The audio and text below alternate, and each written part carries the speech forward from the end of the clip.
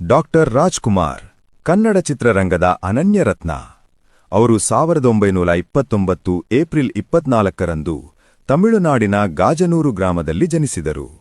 ಅವರ ತಂದೆ ಸಿಂಗನಲ್ಲೂರು ಪುಟ್ಟಸ್ವಾಮಿ ಪ್ರಸಿದ್ಧ ನಾಟಕ ಕಲಾವಿದರು.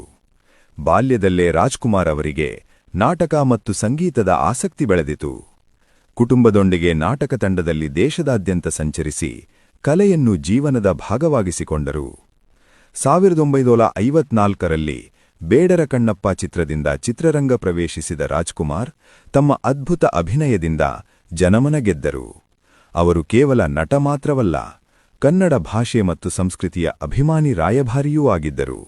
ಸುಮಾರು 200ಕ್ಕೂ ಹೆಚ್ಚು ಚಿತ್ರಗಳಲ್ಲಿ ಅಭಿನಯಿಸಿ ಪೌರಾಣಿಕ, ಐತಿಹಾಸಿಕ, ಸಾಮಾಜಿಕ ಹಾಗೂ ಭಾವನಾತ್ಮಕ ಪಾತ್ರಗಳಿಗೆ ಜೀವ ತುಂಬಿದರು.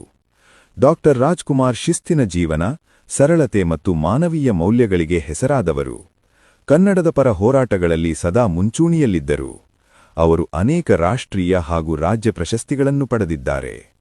2006 ಏಪ್ರಿಲ್ 12ರಂದು ಅವರು ಅಗಲಿದರು. ಅಣ್ಣಾವರು ಎಂಬ ಹೆಸರಿನಲ್ಲಿ ಕನ್ನಡಿಗರ ಹೃದಯದಲ್ಲಿ ಶಾಶ್ವತವಾಗಿ ಉಳಿದಿದ್ದಾರೆ. ಅವರ ಜೀವನ ಮತ್ತು ಸಾಧನೆಗಳು ಮುಂದಿನ ತಲೆಮಾರಿಗೆ ಸದಾ ಪ್ರೇರಣೆಯಾಗಿವೆ.